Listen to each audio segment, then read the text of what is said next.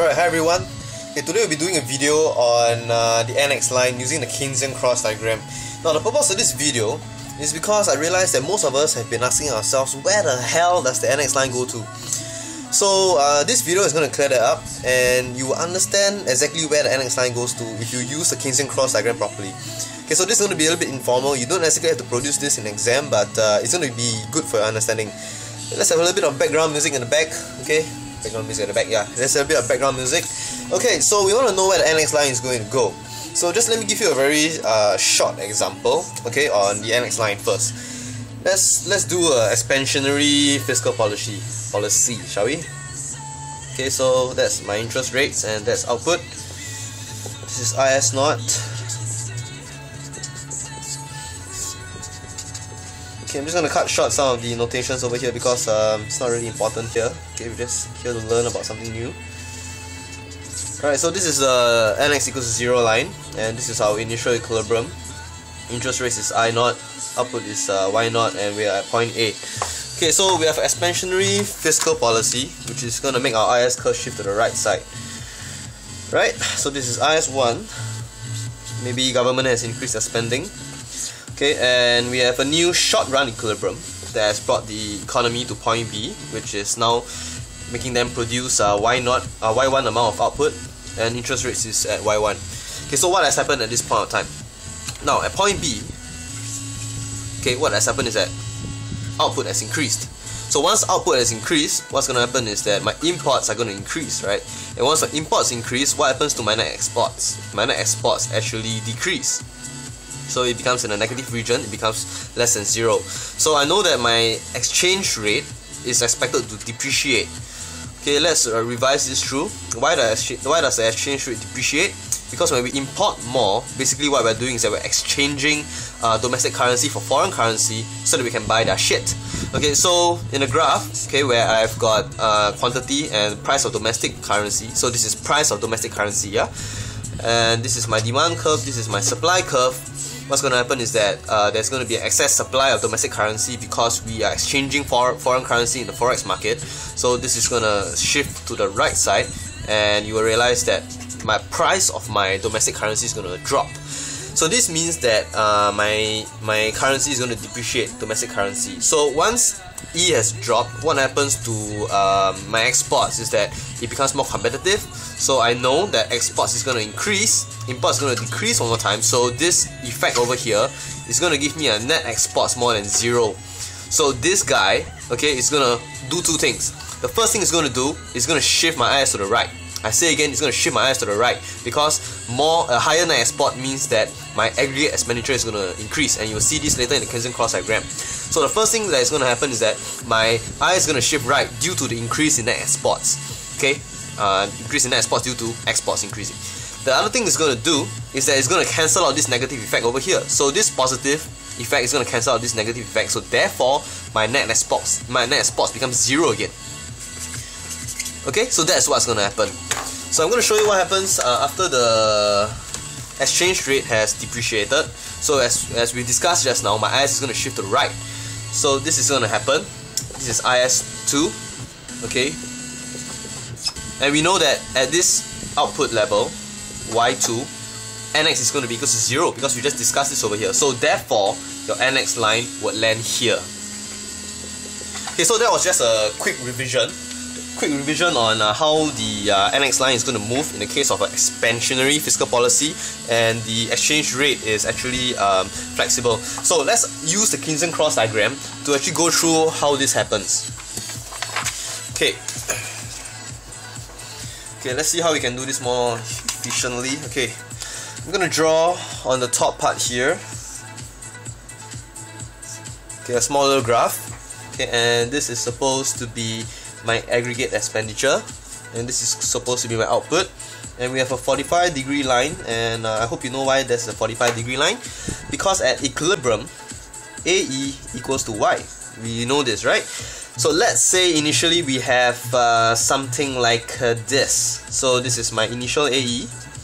Okay, let's call it AE naught, and then we have our NX, which is over here. Okay, at equilibrium. Okay, this is Y naught, right? At equilibrium, NX is equal to 0. So therefore, this NX line is going to be a downward sloping line, and it's going to cut through this point over here where it is equal to 0. So this is NX 0. Okay, so we have our initial equilibrium all sorted out now. So let's go through what has happened. Okay, just now we have an expansionary fiscal policy. Oh man, the music's off. Shall we just replay that again? It's an awesome song, man. Oh. Alright, okay, so AE is going to increase, so my AE is going to shift up, right? Yes, right. So this is AE1, okay, due to my government spending increasing. And I'm going to get a new level of output, which is over here. Here, this is over here Y1. Okay, that's Y1. And at Y1, as you can see, because there's been a change in output, the NX line doesn't shift because this is actually endogenous to the NX line. Endogenous basically means that whatever that is inside the model is going to affect the NX. That means it's going to be a movement along the curve. So what we have actually experienced is that we have been moving this way along the NX curve. Okay, so this is a bit loud. Okay, so we have been moving downwards here, and as you can see, this is in a negative region of output, right? So here is negative. Okay, so that's why over here my NX, okay, is going to be less than 0. Can we confirm that?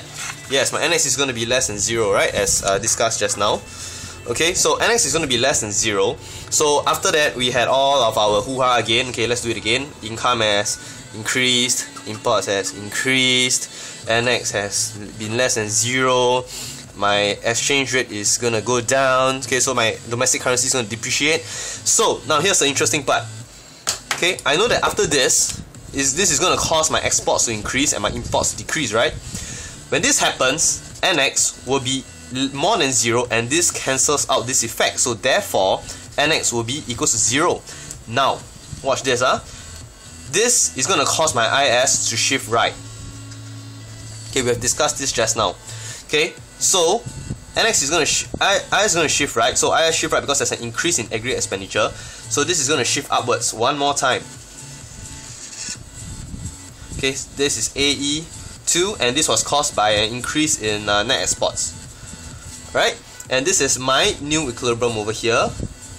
Okay, and as you can see just now, we already agreed that at this point, my NX is going to be equal to 0 because this cancels out this shit. Okay, so that's why my NX is going to shift up, and therefore land at over this point, which is Y2. This is NX1.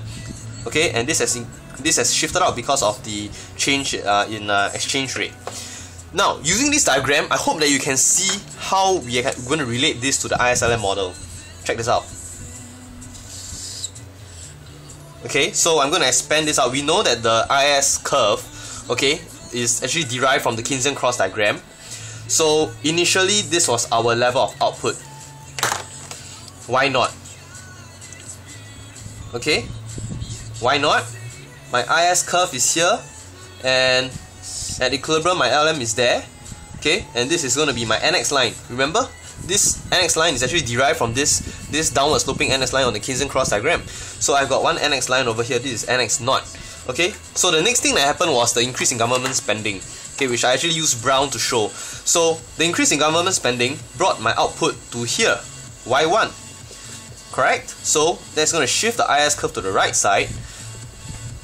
Okay, and then after all this hoo-ha has happened, we know that IS is going to shift one more time because the AE curve actually shift up. So when we shift the AE, oh man, this line is too short. Okay, so we're going to shift the AE up, and this is going to cause the IS to shift to the right. So when IS moves to the right, we just simply follow where the new equilibrium is. So this is IS2, and we know that at this point, NX is going to be equal to 0, therefore we have this line over here. And this is how we actually use the Keynesian cross diagram to understand where the hell the NX curve goes to. Alright, this is a short video. I hope you enjoyed and I hope you learned a lot about it. I hope that the prelims are good for you, and you know, now is a good time to really start exercising your great time management skills and prepare for the finals. Alright, okay, all the best.